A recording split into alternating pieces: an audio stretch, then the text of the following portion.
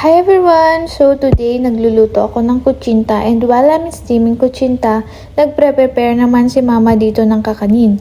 This is the preparation para maayos at masagana ang pagsalubong ng bagong taon. Naglalagay na din siya dito ng latik, nakalagay na din dito sa bilao yung maha at hinihintay na lang itong mag-cool down. Naglagay na din si Mimi ng cheese sa niluto kong kutsinta. After an hour, medyo nahiga muna kami. Bumangon kami ng mga 10 PM, nag-prepare at nag-ihaw na ako ng barbecue habang yung kapatid ko ay nagluluto ng Shanghai and si mama nagluluto ng pansit.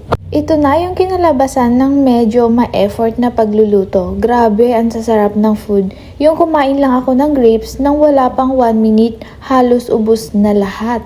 16 nga kaming nagsalo-salo dito. Target lock talaga yung Shanghai dito. And after, ayan na, nagsalo-salo na kami at malapit na kaming matapos dito. Pagpasensyahan nyo na dahil magulo kaming kumain and wala na yung iba dito dahil nanood na sila ng fireworks.